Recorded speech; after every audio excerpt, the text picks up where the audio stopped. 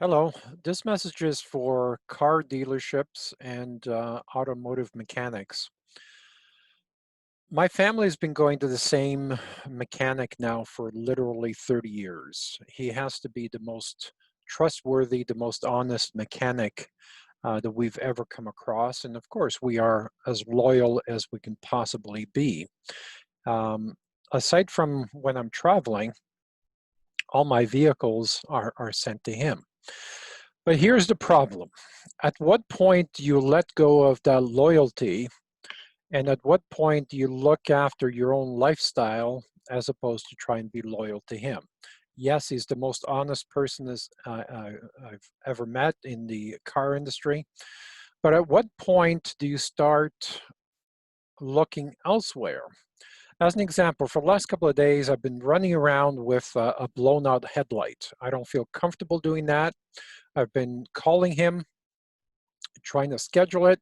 And of course, he's always busy because everyone else knows he's dependable and trustworthy and so on. So he has that reputation. But I've had numbers of meetings with him. I've told him that we've turned a lot of the dealerships and automotive repair places and truck replace places, especially, into 24-hour operations. And I keep asking him, when is the best time to service a vehicle? Is it when the client really needs it? Or is it when the client is sleeping or the truck is not needed, right? Because he does do some commercial vehicles, but not to the extent that I think he should. And his response is always, Leo, I'm already working 12, 14-hour days. You want me to work 24-hour days? And he obviously doesn't understand that a business should be designed to work for the owner and not the owner work for the business. He is, even though, I mean, he doesn't go under the hood anymore, but he's still in the shop. He's still running around between clients and the shop, and he's brought in his son and other family members to help him out in the shop. But the son, even though is much younger, and when I heard that, I thought, okay, finally, we're going to get someone in here that's, is going to encourage, software to so clients can, schedule their own appointments and finally something's going to be automated. Nope. Excuse me. The son is pretty much a copy of dad, even though he's young, educated. I don't know much about the son, but he follows dad's footsteps. He believes dad is the expert and there's nothing else that can be done in the business. And now they're both working 14-hour days, 6 days a week. And I'm thinking, what a freaking waste. I mean, he has the credibility for over 30 years of being the most honest mechanic. If you just brought in some technology where clients can actually schedule themselves, or better yet, have some technology to tell the clients when the car should come in for the next oil change or brake jobs or brake inspections or whatever type of inspections need to be done, it, should it be that the client looks after their own maintenance, or should the automotive repair place or dealership inform the clients of when their next oil change, brake job, fuel change, whatever fluids need to be changed, or even replace a lamp? I've been trying to replace a lamp now for 2 days, and I just called them a few seconds ago. Leo, we're too busy today. Try again tomorrow. Really? Come on. Even though I respect the guy, is this how you treat a loyal client? I mean, either you're client centric or you're business centric. You know, either you take your business as a priority or you take your client as a priority. Either you take your personal time as a priority or you take your client's time as a priority. So obviously there's something lacking here and I can't seem to reach him for whatever reason, even though I want to be loyal to him and so does my family. But right now and for the past 10 years, he's been pushing people away. So maybe he's doing that consciously because he can't handle the business. But why can't you handle the business? Why can't you expand? right? Why can't you bring on a second shift or a third shift? I mean, think about it. If you had a couple of shifts going and you start looking after, well, as an example, this is a project we took on in Alberta where the automotive place started taking over maintenance for school buses and transport trucks and so on, because these school buses need to be used during the day, but at night they're just sitting, right? So the perfect time to service these school buses is at night.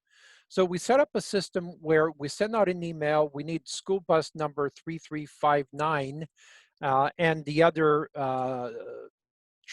school buses do we need on this given day, so we can schedule the projects well in advance. If you can't schedule 2 weeks or a month or 3 months in advance, how do you know how much people you're going to need? How do you know when to start training people? How do you know when to start hiring and training people? Because if your business is not growing, then how can you schedule? I mean, how can you schedule days off if you don't have, or weeks off, or months off, or whatever it is, um, if you don't have the infrastructure to handle it and to grow that company without you? Okay. So, one of the things that I wanted to talk to him about, and I invited him to lunch a couple of times, and he's always too busy to talk and go for lunch. I mean, think about that. You're too busy to go to lunch with a client who's been loyal to you and referred you countless clients over 30 years. You're too busy to buy him lunch. Come on, really? Now, let's compare this business, because here's the problem. He doesn't talk to anyone. The people that come and see him are to bring him coffee and to service his vehicles and whatever. So he doesn't get a chance to talk to other businesses. He doesn't belong to a CEO club. He doesn't belong to a mastermind group. He doesn't talk to other business people outside of his industry, unless it's to talk about servicing their vehicles. So here's an example. We have a number of clients in the construction industry that are doing extremely well and travel, or are outside of their country 7 or 8 months of the year. And their systems are reporting to them, and whether they're surfing in whatever place they're surfing and playing beach volleyball, they have more control outside of their country over their business than most business owners do inside of their business. Because the people inside of their business, or the people on the job site, don't have control over their business. They're not using statistical control. They're using their vision and their eyesight, and in terms of what everybody else is doing. So that's a huge problem. If you're not looking for solutions outside of your industry, then I guarantee you're not maximizing your return on your investment. If you're sticking your head under the hood, more than once a month, and if it's for training purposes, you should have a training program internally. So if you're focusing more on the weeds, then you are looking at your business from a helicopter perspective, then you're really cheating yourself. That's my opinion. I would like to hear your opinion. Now, I'm sure a lot of people watching this video has been doing their job for 5, 10, 20, 30, 40 years. Now, why is it that you feel that you have to do something for that long? And why haven't you trained and brought in other apprentices to take over? Because eventually you want to sell the company, you want to retire, even though I don't believe in retirement.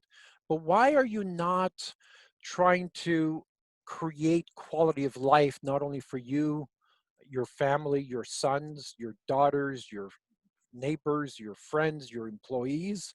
Why aren't you trying to create better quality of life? I would love to hear your comments below, and let's chat. Thank you.